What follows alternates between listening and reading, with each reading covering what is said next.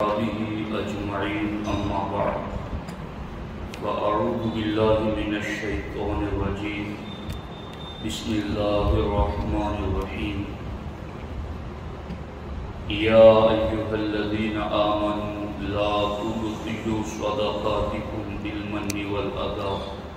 عظيم وصدق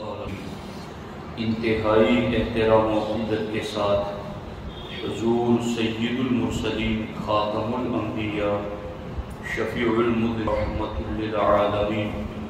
خاتم المعصومین راحت العاشقین صلی اللہ تعالی علیہ وآلہ واصحابہ وبارک وسلم کی بارگاہ میں اپنی غلامی کا ثبوت دے، اور جس طریقے سے میں پڑھ رہا ہوں میرے ساتھ مل کر حضور دل کے ساتھ نذرانہ محبت پیش کریں۔ الصلاۃ والسلام علیک یا رسول اللہ، الصلاۃ والسلام علیک یا حبیب اللہ، الصلاۃ والسلام علیک یا نبی اللہ وعلى آلك وأصحابك يا نور الله صلى الله تعالى عليه وسلم۔ دوستان محترم، ہماری گفتگو پچھلے 2 سنی اجتماعات سے مومن کو تکلیف نہ دی جائے اس حوالے سے چل رہی ہے۔ آج بھی اسی کا ایک حصہ آپ کے سامنے عرض کرنا چاہتا ہوں۔ ایک چیز ہے کسی ضرورت مند پر احسان کرنا، اس کی خیر خواہی کرنا اور اس کی مدد کرنا، اور دوسری چیز یہ ہے کہ آپ نے مدد کر کے خیر خواہی کر کے اس پر کوئی احسان کر دیا تو اب وہ احسان جتلانا۔ تو ان 2 باتوں میں سے پہلی بات ہونی چاہیے اور دوسری بات نہیں ہونی چاہیے۔ یعنی کسی مسلمان کو ضرورت ہو اور آپ کو اللہ نے وسعت اور طاقت دی ہے کہ آپ اس کی مدد کر کے خیر خواہی کے ذریعہ اس پر احسان کریں تو یہ کرنا چاہیے، اور آپ نے جب احسان کر ہی دیا ہے کسی بھی طریقے سے اس کی مدد اور ہیلپ کر کے، تو قرآن کہتا ہے کہ اب اپنے صدقات اور اپنی نیکیوں کو احسان جتا کر باطل نہ کرو۔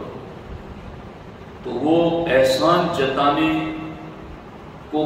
کس چیز کو احسان جتانا کہتے ہیں؟ علامہ صدر الافاضل نعیم الدین مراد آبادی علیہ الرحمہ تفسیر میں لکھتے ہیں، احسان جتانا تو یہ ہے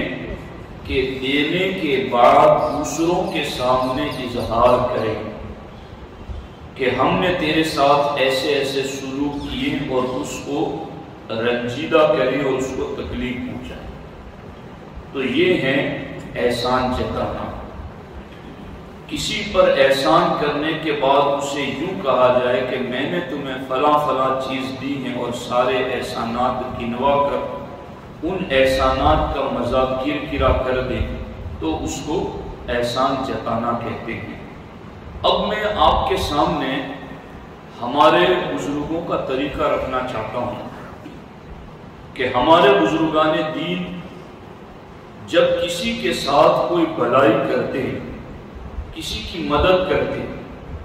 تو اس کے بعد اس کے ساتھ ان کا کیا سلوک ہوتا تھا۔ حضرت سیدنا امام محمد ابن سیرین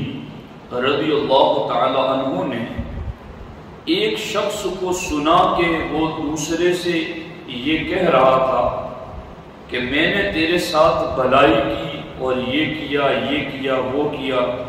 تو حضرت امام محمد ابن سیرین رضی اللہ تعالی عنہ نے اس شخص سے ارشاد فرمایا خاموش ہو جاؤ، جب نیکی کو شمار کیا جائے تو اس میں کوئی بھلائی نہیں رہتی، یعنی جب احسان جتا دیا جائے تو اب اس کی نیکیاں اور اس پر اجر و ثواب ختم ہو جاتا ہے۔ اسی سلسلے میں ہمارے بزرگان دین کا طریقہ یہ تھا، جیسا کہ قرآن مجید میں بھی حضرت مولا علی، خاتون جنت سیدہ فاطمہ الزہرا، ان کے حوالے سے قرآن مجید کی اس آیت میں ذکر کیا گیا کہ وَيُطْعِمُونَ الطَّعَامَ عَلَى حُبِّهِ مِسْكِينًا وَيَتِيمًا وَأَسِيرًا، کہ کھانے کی خود انہیں حاجت ہے، اس کے باوجود بھی مسکین کو، یتیم کو اور قیدی کو یہ کھلا دیتے ہیں، اور کھلانے کے بعد کیا کہتے ہیں؟ انما نطعمکم لوجہ اللہ لا نرید منکم جزاء ولا شکورا، کہ ہم نے تمہیں کھلایا صرف اللہ کی رضا کے لیے، ہم اس کا کوئی بدلہ اور شکریہ نہیں چاہتے۔ تو یہ چیز میں آپ کو سمجھانا چاہتا ہوں یہاں پر کہ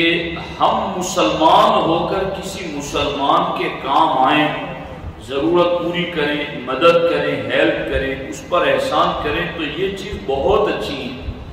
لیکن اگر احسان جتا دیا تو احسان جتانا یہ تو بہت دور کی بات ہے۔ ہمارے بزرگان دین تو جب کوئی چیز کسی کو دے دیتے تو یہ خواہش کرتے کہ وہ بدلے میں ہمارے لیے شکریہ کے لفظ بھی نہ بولیں، کہ کہیں ہمارا دیا ہوا وہ شکریہ کے لفظ اس کا بدلہ نہ بن جائے اور ہم اس نیکی سے محروم ہو جائیں۔ یعنی کیا معاملہ تھا؟ میں آپ کو ام المومنین کا عمل بتا رہا ہوں۔ امام غزالی رضی اللہ تعالیٰ عنہ نے احیاء العلوم میں اس کو ذکر فرمایا۔ ام المومنین حضرت سیدہ عائشہ صدیقہ اور ام المومنین حضرت سیدہ ام سلمہ رضی اللہ تعالی عنہما جب فقیر کی طرف کوئی ہدیہ بھیجتی، یہ دونوں ازواج مطہرات ہم مومنوں کی مائیں، جب کسی غریب فقیر مسکین کی طرف کوئی ہدیہ بھیجتی تو ہدیہ لے کر جانے والے سے یہ کہتی کہ جس کو ہدیہ دو تو آگے اس کے دعائیہ کلمات کو یاد رکھنا کہ وہ دعا میں کون سے لفظ بول رہا ہے، وہ تم ان کلمات کو یاد رکھنا۔ اور پھر جب وہ بندہ واپس آ کر بتاتا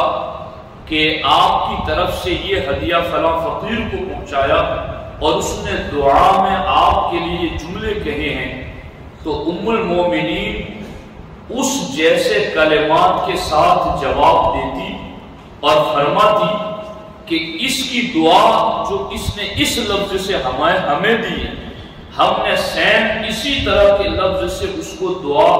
دے دی ہے۔ کیوں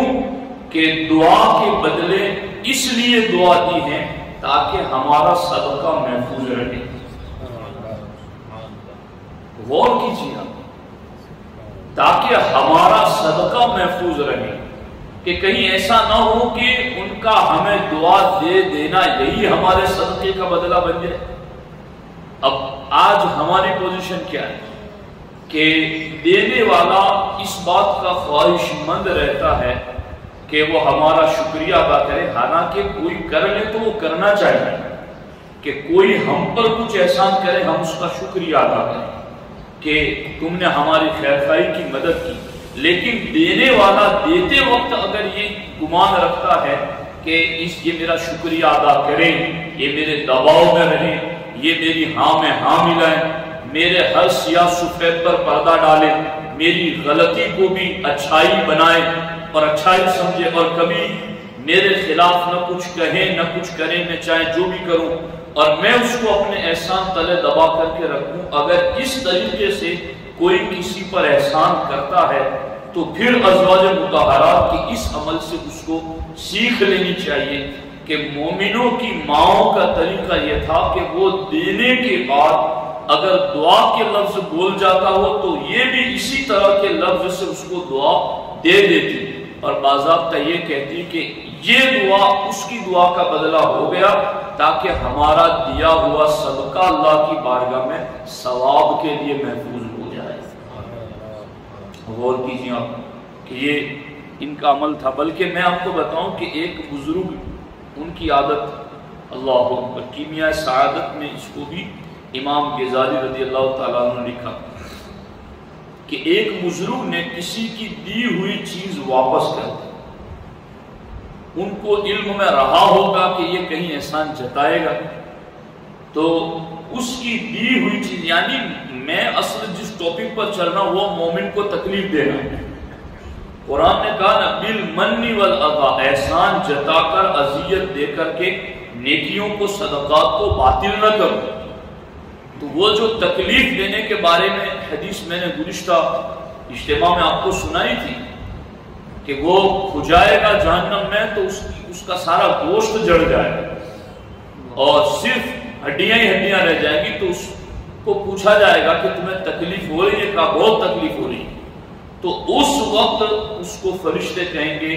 یہ اس تکلیف کا بدلہ ہے جو تکلیف تو جو مومنوں کو دیا کرتا تھا۔ تو یہ جو احسان جتانے والی تکلیف ہے یہ بھی تکلیف ہی ہے۔ ایک تو اس تکلیف سے عذاب بھی سہا جاتا ہے، نیکیاں بھی ختم ہو جاتی ہیں۔ تو ایک بزرگ تھے کہ کسی کی دی ہوئی چیز انہوں نے واپس کر دی۔ لوگوں نے اس بات کا برا مانا کہ دی ہوئی چیز تھی، آخر آپ نے واپس کیوں کر دی؟ تو انہوں نے وضاحت کرتے ہوئے کہا کہ میں نے تو ان پر احسان کیا،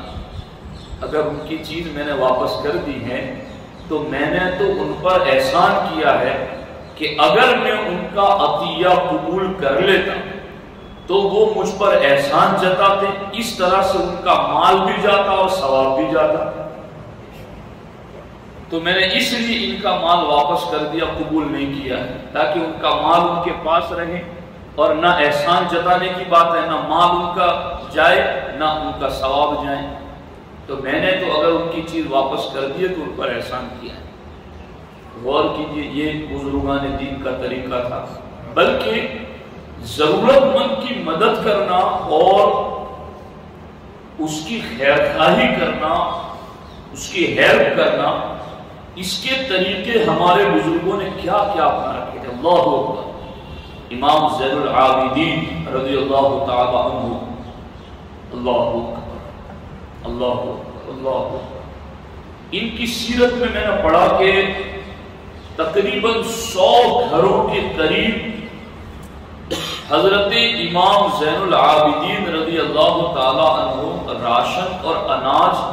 اپنی پیٹھ پر لاد کر کے پہنچاتے تھے اور کسی کو پتہ بھی نہ چلتا تھا۔ وہ جن کے گھروں میں یہ راشن پہنچتا تھا وہ تعجب کرتے تھے کہ کون ہے جو ہمارے گھروں میں دروازوں پر رکھ کے چلا جاتا ہے۔ جب امام زین العابدین کا وصال ہوا تو لوگوں نے کندھے پر بوریاں اٹھانے کا نشان دیکھا اور غریبوں نے اپنے گھر راشن پہنچنا بند دیکھا، تو انہوں پتہ چلا کہ ہمارے گھر تک ایسی مدد کرنے والے کوئی اور نہیں، وہ شہزادہ رسول امام زین العابدین تھے۔ تو یہ طریقے تھے۔ اب یہاں ایک روایت امام ابو سہل الصعلوقی رضی اللہ تعالیٰ سخی لوگوں میں سے تھی۔ تو آپ رحمت اللہ تعالیٰ نے کوئی چیز کسی کے ہاتھ میں نہیں دیتے تھے بلکہ اسے زمین پر رکھ دیتے تھے اور لینے والا اسے زمین سے لے لیتا۔ یعنی یہ انداز دیکھو۔ ان سے پوچھا گیا کہ ایسی کیا وجہ ہے کہ آپ کسی کو دینا چاہیں تو دے دیں، ہاتھوں ہاتھ زمین پر رکھ دیتے اور پھر لینے والا وہاں سے اٹھا لیتا؟ تو فرماتے ہیں کہ دنیا کی اتنی حیثیت نہیں کہ اس کی وجہ سے ایک ہاتھ دوسرے ہاتھ کے اوپر نظر آئے۔ اللہ اکبر، اللہ اکبر، اللہ اکبر۔ دنیا کی یہ حیثیت نہیں ہے کہ اس کی وجہ سے ایک ہاتھ کسی کے ہاتھ پر بلند نظر آئے، بس اس لیے میں زمین پر رکھ دیتا ہوں تو وہ اٹھا لے گا جس کو مجھے پہنچانا ہے۔ اللہ اللہ اللہ۔ اور اسی طریقے سے حضرت سیدنا عامر بن عبداللہ بن زبیر رضی اللہ تعالیٰ عنہ یہ کس طریقے سے احسان کرتے تھے، مدد کرتے تھے، خیر خواہی کرتے تھے کہ ان لوگوں کے پاس جو سجدے میں ہوتے،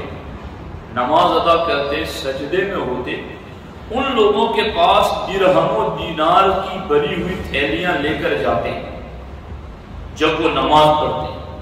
اور ان کی چپلوں کے پاس ایسے انداز میں رکھ کر آ جاتے تھے کہ انہیں تھیلی کا تو پتہ چل جاتا مگر دینے والے کا پتہ نہیں چلتا۔ اللہ،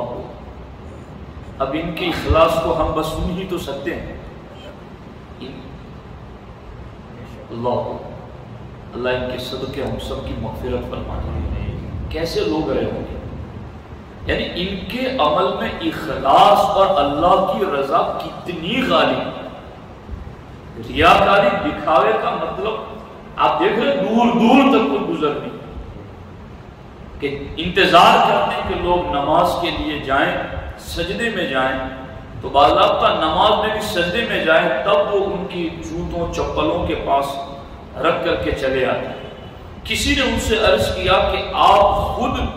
جانے کے بجائے کسی کے ہاتھوں سے تھیلیاں کیوں نہیں بھجوا دیتے؟ آپ خود ہی جاتے، جب آپ کو بتانا ہی نہیں ہے کہ میں نہیں ہوں تو کسی اور کے ذریعے آپ بھجوا دیں۔ تو انہوں نے کہا میں نہیں چاہتا کہ جب کبھی وہ لینے والا میرے قاصد کو دیکھا کرے یا مجھ سے ملا کرے تو احسان تلے ہونے کی وجہ سے شرمندگی محسوس کرے، میں یہ نہیں چاہتا۔ اور زمین ایسے لوگوں سے آج بھی خالی نہیں ہے، ایسے لوگ آج بھی کہ جو اس طریقے پر عمل کرتے ہیں کہ وہ اپنی طرف سے دیتے ہیں کسی اور کے ہاتھ سے، اور وہ یہ بھی کہہ دیتے ہیں کہ میرا نام کہاں ہے۔ ایسے اللہ والے بھی ہیں، الحمدللہ۔ اللہ اکبر۔ تو یہ فرماتے ہیں کہ اگر میں اپنے قاصد کے ذریعہ بھیجواؤں تو یا میں روبرو خود ان کو دے دوں تو جب کبھی وہ مجھ سے ملا کریں تو میرے احسان کو سمجھ کر کے مجھ کو سلام کریں اور میرے احسان تلے دب کر کے وہ شرمندگی محسوس کریں، تو میں یہ نہیں چاہتا۔ اس لیے جب وہ نماز میں سجدے کی حالت میں چلے جاتے ہیں تب میں جا کر کے ان کے جوتے چپلوں کے پاس درہم و دینار کی تھیلیاں رکھ کے چلا آتا ہوں۔ یہ ان کا انداز تھا۔ تو ہمارے بزرگان دین اس طریقے سے مدد کیا کرتے تھے۔ یہ قرآن کی آیت جو سورۃ الدہر کی میں نے مولا علی اور خاتون جنت رضی اللہ تعالیٰ عنہ کے حوالے سے پڑھی، اس کی تفسیر میں بھی حکیم الامت مفتی احمد یار خان نعیمی رحمۃ اللہ علیہ نے تفسیر نور العرفان میں لکھا۔ کیا لکھا؟ قرآن کی آیت کا ترجمہ کہ دینے کے بعد ان سے کہتے ہیں کہ ہم تمہیں خاص اللہ کے لیے کھانا دیتے ہیں، تم سے کوئی بدلہ یا شکر گزاری نہیں مانگتے۔ اس کی تفسیر میں لکھا کہ اس بنا پر بعض احتیاط والے فقیر کو خیرات دے کر دعا کے لیے بھی نہیں کہتے۔ یعنی یہ بھی ہوتا ہے نا، ہم لوگ کسی کو دے کر دعا کرنا، حالانکہ وہ دے نہ دے دعا کی درخواست کرنی چاہیے، مگر اب جب دیا ہے نا تو اب یہ احتیاط والی جگہ ہو۔ اب بغیر دیے ہوئے آپ کسی سے ملاقات کر کے کہیں کہ میرے لیے دعا کرنا، میرے والدین کے لیے دعا کرنا، تو وہ ایک بات ہے کہ آپ کریں، دعا کرانی چاہیے کسی سے، لیکن اب کچھ دیا ہے تو اب یہ احتیاط والی جگہ ہو، اب یہاں ہمیں سوچنا چاہیے۔ فرماتے اس بنا پر بعض احتیاط والے فقیر کو خیرات دے کر دعا کے لیے بھی نہیں کہتے کہ کہیں یہ شکریہ نہ بن جائے کہ یہی اس کا بدلہ بن گیا۔ اللہ اکبر، اللہ اکبر، اللہ اکبر۔ اس لیے اس چیز سے ہمیں خاص احتیاط کرنی چاہیے۔ اب اس بارے میں ایک روایت پڑھ کے گفتگو کو ختم کرتا ہوں کہ زبان کے ذریعہ جو ہم تکلیف کبھی کسی کو پہنچا دیتے ہیں تو اس کے اثرات کی وجہ سے اللہ کی ناراضگی بہت خطرناک ہے۔ یہ بحر العلوم حضرت علامہ مفتی عبد المنان صاحب علیہ رحمہ، انہوں نے ان کی سیرت پر سوانح پر جو کتاب لکھی گئی، اس میں یہ لکھا ہوا ہے کہ حضرت بحرالعلوم صاحب علیہ رحمہ اپنے دادا مرحوم عبد الرحیم کا تذکرہ کرتے ہوئے فرماتے ہیں کہ دادا جان ایک بازار میں مزدوری کرتے تھے، اور اس واقعے کو سننے کے بعد ہمیں بہت کچھ پتہ چل جائے اور پل چل جاتا ہے کہ چونکہ ہم بھی معاشرے میں رہتے ہیں، سوسائٹی میں رہتے ہیں، بہت کچھ نظر آ جاتا ہے سنتے سنتے۔ تو حضرت بحرالعلوم علیہ رحمہ فرماتے ہیں کہ دادا جان ایک بازار میں مزدوری کیا کرتے تھے، ایک دفعہ اجرت لینے کے لیے اس شخص کے پاس گئے جس کے یہاں مزدوری کرتے تھے، تو اس کے لڑکے نے کہا کہ ابھی گزشتہ ہفتے تو خرچی لے کر گئے تھے، آج پھر چلے آئے۔ اور چونکہ بحرالعلوم صاحب علیہ رحمہ کے دادا بہت عبادت گزار تھے، تو تانا عبادت کرنے کا نہیں، بتاؤ کیا کہا، اتنی عبادت و ریاضت کرتے ہیں تو اسی سے خوب ڈھیر سارا روپیہ کیوں نہیں مانگ لیتے، اسی سے اتنی عبادت و ریاضت تو کرتے ہیں، اسی سے خوب ڈھیر سارا روپیہ کیوں نہیں مانگ لیتے، یہ تانا نہیں۔ بحرالعلوم صاحب علیہ رحمہ لکھتے ہیں کہ دادا جان نے ان کو کوئی جواب تو نہ دیا، فوراً گھر واپس آئے اور دیر تک یہ فرماتے رہے کیسے لوگ ہیں یہ مسلمان کہے ہیں، کیسے لوگ ہیں یہ مسلمان کہے ہیں، کیسے لوگ ہیں یہ مسلمان کہے ہیں۔ دیر تک وہ افسوس کے ساتھ یہ جملے بولتے رہے، اللہ کا نام لینا اور بندگی کرنے پر تانا دیتے، یہ لفظ بار بار ان کی زبان سے نکلتے تھے۔ بحرالعلوم صاحب علیہ رحمہ لکھتے ہیں کہ دکھی دل سے نکلے ہوئے ان جملوں کا اللہ کی بارگاہ میں وہ مقام ہوا کہ اللہ تعالیٰ کسی کی سرکشی پسند نہیں فرماتا، سرکشی اللہ پسند۔ اللہ فرماتے ہیں بحرالعلوم صاحب کہ میرے زمانے تک وہ لوگ زندہ رہے، ساری اکڑ خون ختم ہو گئی، ان میں ایک صاحب تو اس طرح مرے کہ مرتے دم انہیں کوئی ایک چمچہ پانی دینے والا نہیں تھا، حالانکہ 2-4 جوان بچے موجود تھے۔ تو پتہ نہیں چلتا نا کبھی کبھی، مطلب سرکشی، نشہ، کچھ خمار ذہن و دماغ پر بہت ساری چیزوں کا طاری رہتا ہے، اور اس کی وجہ سے کسی کو حقیر اور ذلیل سمجھتے ہوئے یوں تانا دے دینا، تو یہ تو ہمیں لگتا ہے کہ اس میں کیا بوجھ لگ گیا، بول دیا زبان سے، مگر اللہ غیرت مند ہے، مومن کو تکلیف دینا حقیر سمجھتے ہوئے اس طرح سے۔ تو بحرالعلوم صاحب فرماتے ہم نے اپنی آنکھوں سے دیکھا کہ ساری اکڑ خون ان کی ختم ہو گئی، اور حالت یہ ہوئی کہ مرتے دم کوئی چمچے سے پانی پلانے والا نہ۔ تو دوستان محترم، ایک چیز تو ہے کہ ضرورت مند کی مدد کرنا، خیرخواہی کرنا، احسان کرنا، یہ دین کا مطلوب ہے، کریں گے بہت اچھی چیز، مگر احسان کر دیا ہے تو اب اس کو تکلیف دے کر جتا کر اس کو ضائع نہ کیا جائے۔ بزرگان دین کس طریقے سے اپنی زندگی کے ذریعہ لوگوں میں نیکیاں کیا کرتے تھے وہ میں نے آپ کے سامنے عرض کر دیا ہے۔ کچھ جملے میں پڑھ کے آپ کو سنا دیتا ہوں کہ کس طرح سے احسان جتائے جاتے ہیں۔ ایک جملہ یہ بھی بولا جاتا ہے کہ تم پھٹے پرانے کپڑوں میں میرے پاس آئے تھے، میں نے تمہیں ترس کھا کر نوکری کی تھی، تمہارے پاس 2 وقت کھانے کو نہیں تھا، مجھے ترس آیا تو تمہارے گھر میں مہینے بھر کا راشن ڈلوا دیا تھا، یاد رہے جب تمہارا کاروبار تباہ ہو گیا تھا تم فٹ پاتھ پہ آ گئی تھی تو میں نے ہی قرض میں موٹی رقم دی تھی اور تم نے دوبارہ کاروبار شروع کیا تھا، مالک مکان نے کئی مہینے کرایہ نہ دینے کی وجہ سے تمہیں مکان خالی کرنے کا نوٹس دے دیا تھا، میں تمہارا کرایہ نہ دیتا تو تم در بدر کی ٹھوکریں کھاتے۔ تو اس طرح کے جملے اور بھی بولے جاتے ہیں جس سے نیکیاں ضائع ہو جاتی ہیں، اور اس پر ہم نیکیوں سے بھی محروم ہو جاتے ہیں، گرفت کا بھی شکار ہو جاتے ہیں۔ یہاں میں ایک بات اخیر میں بتا دوں، حکیم الامت مفتی احمد یار خان نعیمی علیہ رحمہ فرماتے ہیں کہ خیال رہے کہ بندے کا بندے کو احسان جتانا اگر تانا زنی کے لیے ہو تو برا ہے، اور اگر مطیع یعنی فرما بردار کرنے کے لیے ہو تو اچھا ہے۔ اس مسئلے کو بھی یاد رکھیں کہ اگر اس کو کہ بھائی میں نے تمہارے ساتھ یہ سلوک اس لیے کیا تھا کہ یار تم دیندار بنو،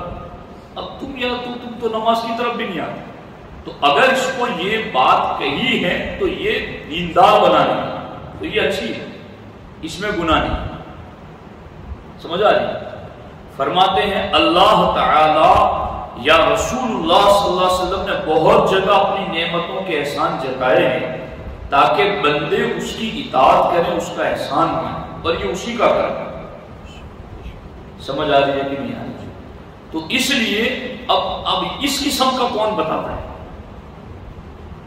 احسان جتانے میں اس قسم کو کون فالو کرتا ہے؟ یعنی یہ قسم تو نادر ہی ہے نا کہ کہیں کوئی کسی کو دیندار بنانے کے لیے احسان بتائے۔ تو چونکہ وہ مدد کرتے وقت، خیرخواہی کرتے وقت، احسان کرتے وقت ہی تو دین والی نیت نہیں ہوتی نا، اگر وہ نیت ہوتی تو بعد میں یہ اچھے طریقے پر بھی وہ احسان بتا سکتا ہے اس کو کہ میں نے یار تمہاری ہیلپ اس لیے کی تھی کہ تم نماز پڑھتے، تم دیندار بنتے، مگر یار تم نے اس بات کا خیال نہیں رکھا۔ تو یہ اگر اس طرح کا احسان بتا رہا ہے اس کے سامنے تو یہ اچھا ہے۔ تو دونوں طریقوں کو ہمیں نظر میں رکھ کر کے کسی مومن کو تکلیف نہ پہنچے اس بات کا خاص خیال رکھنا ہے۔ اللہ کریم کی بارگاہ میں دعا ہے اللہ جل مجدہ الکریم مجھے آپ کو سب کو